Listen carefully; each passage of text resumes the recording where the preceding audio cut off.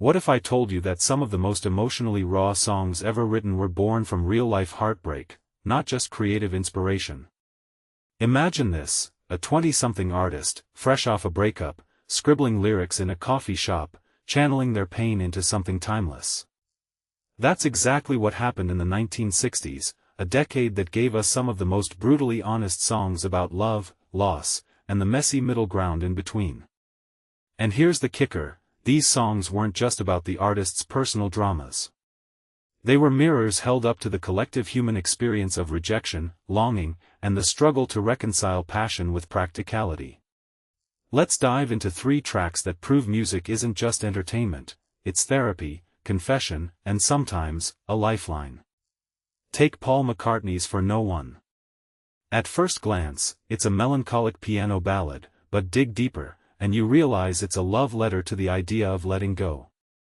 McCartney's relationship with Jane Asher was a textbook case of the one that got away, a 5-year romance that ended without marriage. But here's what's fascinating, McCartney didn't just write about the pain of rejection.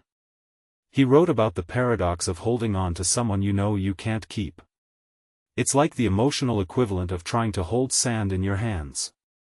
What makes this really interesting is how he framed it as a universal truth.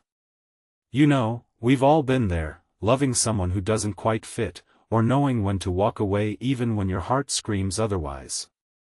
It's not just a breakup song, it's a blueprint for emotional maturity.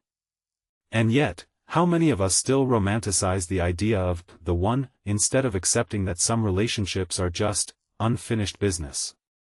Then there's Bob Dylan's Don't Think Twice, It's All Right, a track that's often misread as a sweet farewell. But Dylan's genius was in the subtext. He wrote this after Susie Rotolo left him to study in Italy, and instead of wallowing in self-pity, he crafted a song that's equal parts defiance and resignation. The lyrics are sharp, almost dismissive, but there's a vulnerability beneath the surface. Dylan once said it's not a love song, it's a coping mechanism. Think about that. He's turning his pain into a kind of armor. It's like when you tell yourself, I'm fine, even as your heart breaks. What this really suggests is that art isn't just about expressing emotion, it's about surviving it. And in an age where we're all constantly performing our lives on social media, Dylan's approach feels almost radical. He didn't curate his heartbreak, he weaponized it. Now, let's talk about Joni Mitchell's I Had a King, a song that's equal parts poetic and heartbreaking. Her first marriage to Chuck Mitchell was a collision of 2 worlds, her relentless creativity and his more traditional folk roots. Mitchell described it as a marriage of convenience, which is a term that makes me think, how many relationships today are built on compromise rather than compatibility? The lyrics paint a picture of 2 people living parallel lives, never quite meeting in the middle. There's this line, he lives in another time, ladies in gingham still blush while he sings them of wars and wine. It's stunning how she captures the generational and cultural divide. But here's what's even more striking, Mitchell wasn't just writing about her husband. She was writing about the tension between artistic ambition and the need for stability. How many of us have felt that pull?